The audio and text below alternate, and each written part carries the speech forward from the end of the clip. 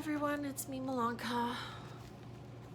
You're welcome to my life story. I'm gonna continue reading my journals and continue my healing journey. On April 4th, Kyle ended up clearing 2 lots for his work for cash. One thing I don't understand is how clearing 2 little lots would take a whole bloody day. So he didn't really see the kids because he was gone all day. Of course, it's become our norm. On April 5th of 2020, which is a Sunday, he did see the kids most of the day. The kids and I went that evening to my parents because I worked the next day, and Kyle said he was going to work right after we left. Once I got to my parents, I ended up putting the kids straight to bed, and I had some suspicions that he wasn't actually going to work. So my dad stayed at home with the kids, and my mom and I went for a ride into the city. We drove by Kyle's work, and Kyle wasn't there.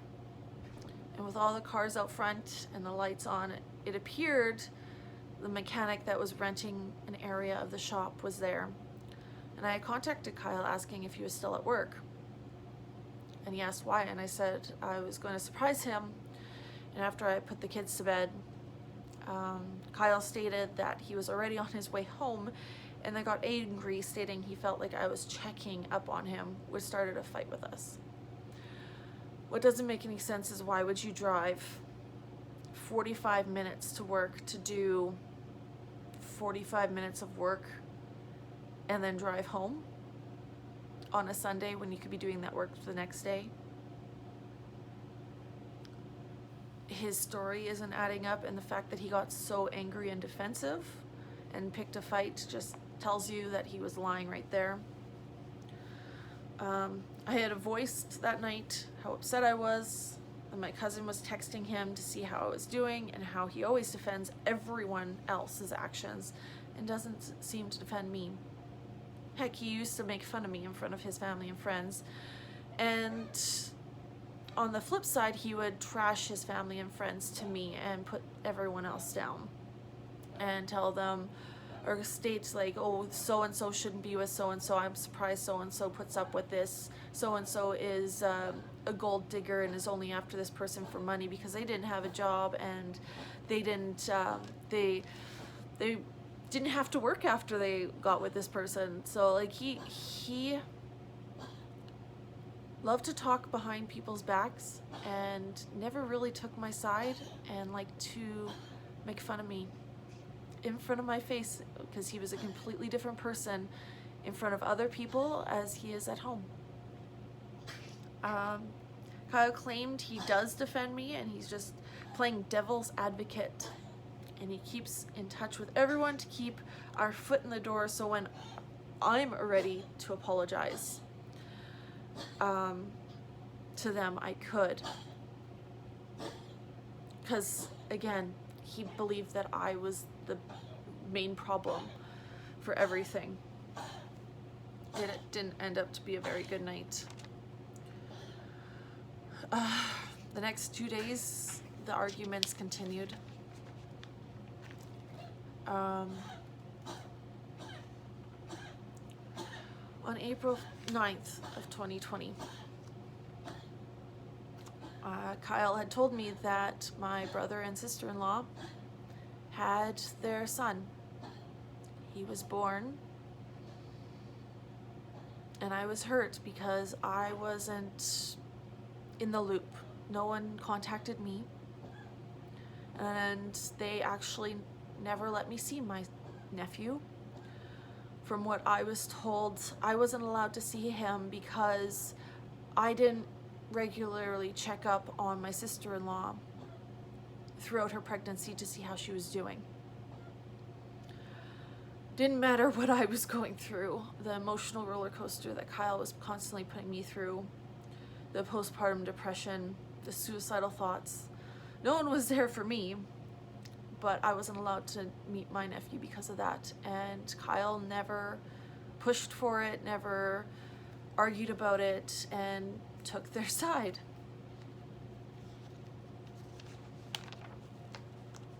Kyle didn't see the kids for several days after that. On April 17th, the kids and I had gone home from my parents. Kyle kept pushing again and being mean and set off another anxiety attack. And I left to stay at my parents again. As I was walking out of the door, Kyle said that if I left the house, he'd be calling a lawyer or mental health, and I chose not to let his threats stop me, and I left to get away from that abuse, and he slammed the door behind me in major anger. It took him 2 days before Kyle eventually apologized to me in regards to that. And apologies really didn't mean much at that point. April 20th of 2020, Kyle didn't see the kids. He had a doctor's appointment, and apparently he went to his parents for supper after. I had swung by after my day shift to surprise him, and he wasn't home, so I ended up going back to my parents.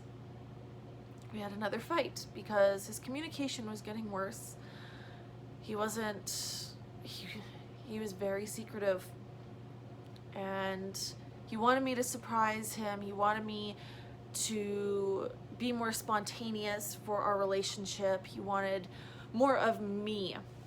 So it didn't matter what I needed more of him of. He wanted more of me. So I told him that's what I was trying to do. I was trying to be spontaneous. I tried to surprise him, to swing by our house, and he wasn't even there, and he's not even communicating to me as to his whereabouts or what he's doing, yet I was doing that for him. April 21st, Kyle was very cold and distant toward me, and kept talking about how he wanted to sit down and talk with our parents present, but didn't seem to care how I was feeling or what I was going through. That never seemed to matter.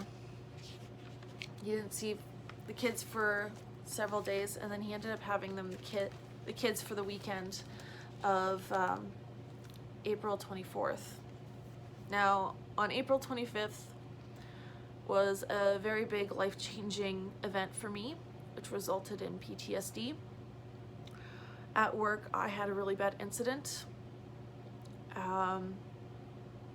Due to my job, I can't really disclose much of it, but I am a government worker, and it did a number on me, on my mental health. It has caused major trust issues.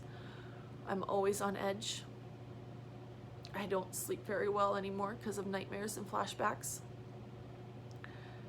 The incident happened at 11 o'clock in the morning, and it took me till 4 p.m. before I could actually leave my job, because before that I didn't feel comfortable driving.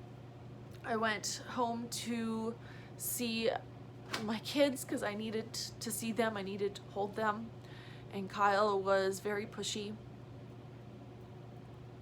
I want to get into more details. I'm running out of time, so I'm going to continue in another video. Please stay safe. Thank you.